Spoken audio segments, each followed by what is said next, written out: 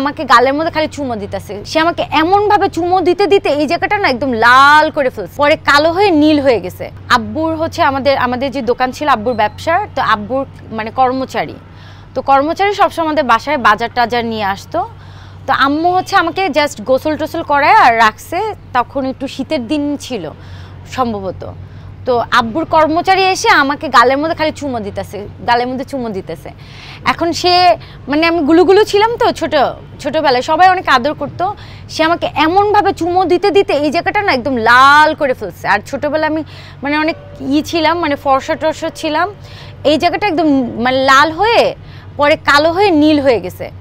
পরে আম্মু হঠাৎ করে দেখে কি আমার গালের মধ্যে লাল হয়ে গেছে, বলে কি এই গালের মধ্যে কী হয়েছে, কিসে কামড় দিছে? আমি বললাম যে ওই যে ভাইয়া আমাকে চুমা দিছে।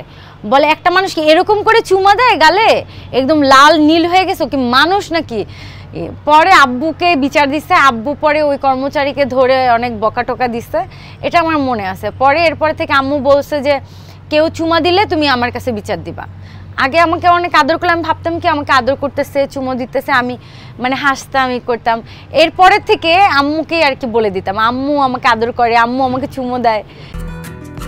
এলো কেয়া সুপার বিউটি সোপ, নতুন রূপে নতুন সৌরভে, ভিটামিন ই সমন্বয়ে, শুধুমাত্র তোমারই যত্নে, কারণ তুমি স্পেশাল।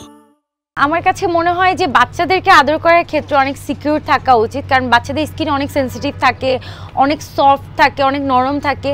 সো আমরা অনেক সময় আবেগের বশে বাচ্চাদেরকে অনেক আদর করে ফেলি, বা একটু জোরে ধরে একটু চুমু দেই, বা চুমুটা অনেক হার্ডলি হয়ে যায়, কিন্তু বাচ্চারা কিন্তু অনেক বিরক্ত হয়। আপনি দেখবেন বাচ্চাদেরকে যখনই আপনি আদর করতে যাবেন বাচ্চারা বিরক্ত হয়, ওরা কিন্তু এটাকে নিতে পারে না।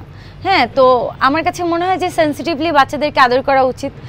আর আমি এটার ভিকটিম, আমি নিজেই এর শিকার। বাসাতে খুবই সিম্পল থাকা হয়, নর্মালি সবাই যেরকম কমফোর্টেবল ড্রেস পরে, আর বাসাতে আমি সবসময় কমফোর্টেবল ড্রেস ক্যারি করতে পছন্দ করি, কিন্তু মানে সবসময় আমি মানে ফিটফাট থাকার চেষ্টা করি।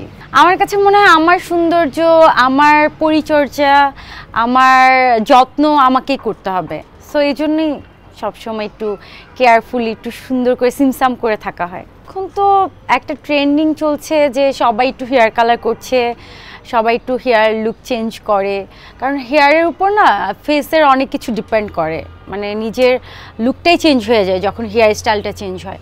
তো এই জন্যই একটু কালারটা চেঞ্জ করেছি।